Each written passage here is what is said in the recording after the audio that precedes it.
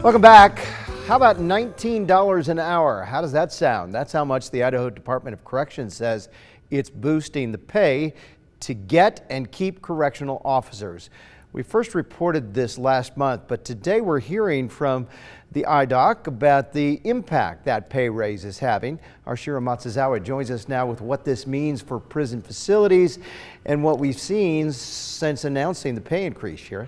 Well, Mark, as we've reported in the past, the Department of Corrections, like so many other places, have been dealing with severe staffing shortages, and that's taken a toll on the people who work at the facilities. Today, they told me this pay increase was necessary and a step in the right direction.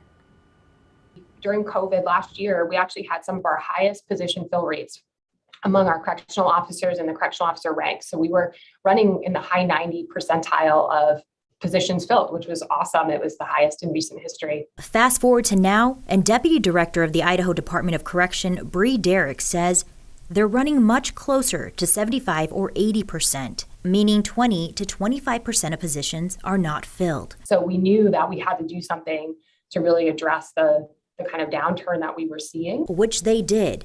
And it comes in the form of a pay raise. New correctional officers will now receive $19 an hour, which is up from the previous $16.75. New hires will also get a $1,500 bonus and be eligible for a $1,500 yearly retention bonus during their first 5 years.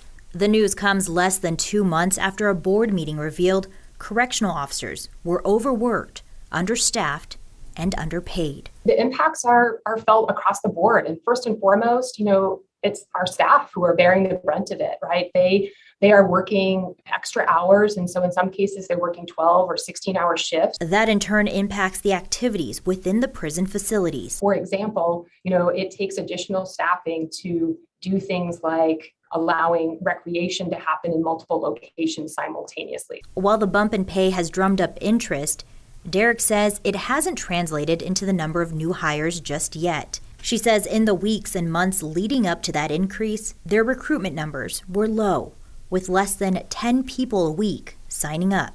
Since the pay raise was announced, they've had more than 40 people sign up in just the past week and a half, and that's in the Treasure Valley alone. I think the pay is a huge piece of that because we understand that especially here in the Treasure Valley, but throughout our state, that housing costs and other costs of living have skyrocketed. And so we have to be paying a competitive wage to attract and retain the right kind of candidate for this work. And the deputy director also told me there is a misconception of the work involved. She says there's a lot more to being a correctional officer than what you see on TV shows and in the movies. They're part of the public safety mission and helping people change their lives. Mark? It's really an important job, and the Department of Corrections is finding out what many businesses have found out, that they need employees, and in order to do so, they have to up the pay. Right. All right, Shira, thank you.